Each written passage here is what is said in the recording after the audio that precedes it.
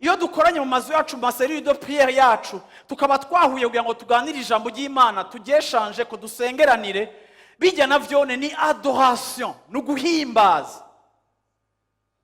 Iyo nje mu nzu y'Imana mwiga ijambo ry'Imana, tukaza mu maklase tukaba turiko turiga, ukaba uri kurakora igishoboka cyose kugira ngo ukure mu gakiza, ugafata ingingo zo gukura mu gakiza, haba kuba mu ijambo ry'Imana, haba kwiga ijambo ry'Imana. Ivyo byose uko urabikora uri mu cumba cawe, ukugurura Bibiliya ukayisurinya, ukamemoriza amaverse, ukumva urashaka gukura, ico kintu uri kurakora, iyo culte yawe, iyo service yawe yitwa guhimbaza.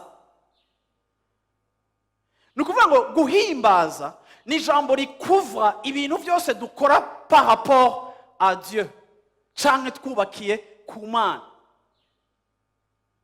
Iyo ndiko ndakorera Imana, nk'ubu ndiko ndabigisha muri kino gitondo, mwese muriko murigirira umuyaga, ariko je ndiko ndabiricuya. Yesu ashimwe cyane, haleluya. Mwe mukaba muricaye, nkaba ndiko ndabakorera, ndabikora ndabikuza nabiryohere, kuko iki ndiko ndakora, iyi service, iyi ministère ya parole ndiko ndatanga, ndiko ndexerça, ibi navyone ni adoration. Ndabikora kuko nkunda Imana, nkaba ndiko ndakoresha ingabire yampaye kububaka, kubafasha kugira ngo mwege abantu b'Imana mwubakwe. Iyo ndiko ndakora iki kintu nacone gifeza partie ya adoration. Iyo ndagikoze neza, adoration yanje irahimbara Imana. Iyo ndagikorera muri negligence no muri desordre, uguhimbaza kwanje ntiguhimbara Imana. Iyo ndabifata au sérieux, iyo ndabisengera, iyo ndavyiyumvirako, iyo ndabiha agaciro, nukuvuga ngo bwa bucuti bwanje n'Imana ndahaye agaciro igikorwa cayo, iyi nayo ni adoration.